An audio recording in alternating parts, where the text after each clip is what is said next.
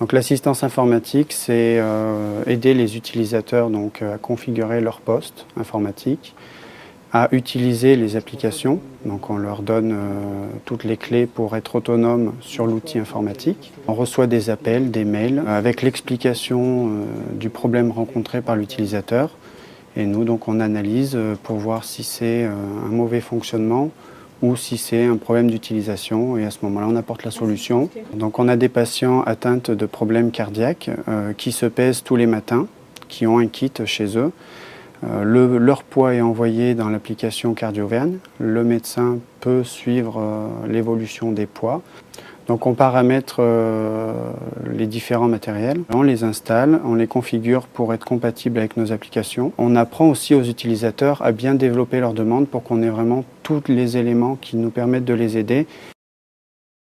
Donc installation, maintenance, analyse de problématiques, c'est ce qu'on fait principalement toute la journée. Ce que je préfère dans ce métier, c'est la diversité des tâches. Il y a un échange entre chaque service, aussi bien l'assistance que le service développement.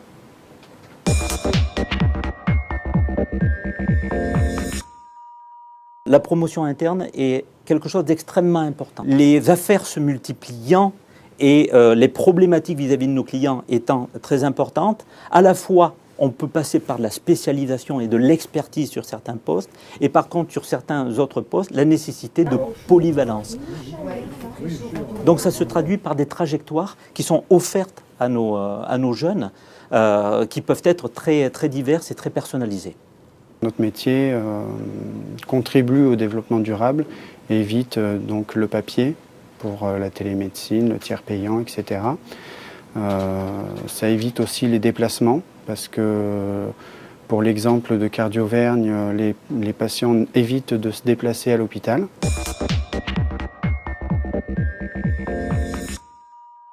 Je sensibilise les stagiaires au développement durable, en particulier sur les économies d'énergie. Qu'à leur tour, ils sensibilisent les utilisateurs ou leurs clients justement à cette démarche-là.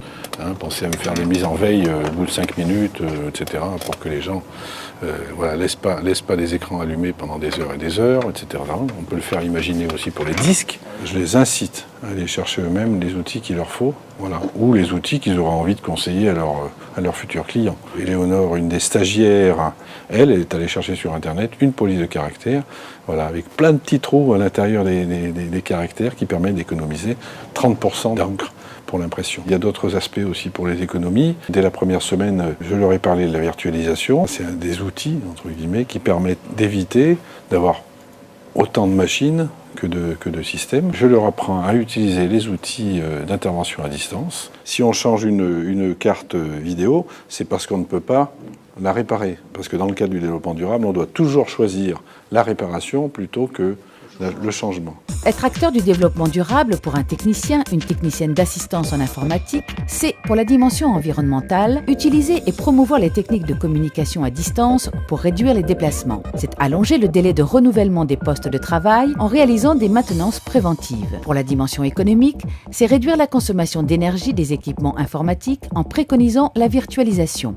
C'est utiliser et promouvoir le travail collaboratif en utilisant les services du Web 2.0 et des logiciels libres. Être acteur du développement durable, pour la dimension sociale, c'est prévenir les risques électriques en obtenant l'habilitation électrique BS. C'est veiller à l'ergonomie des postes de travail afin de prévenir l'apparition de troubles musculo-squelettiques.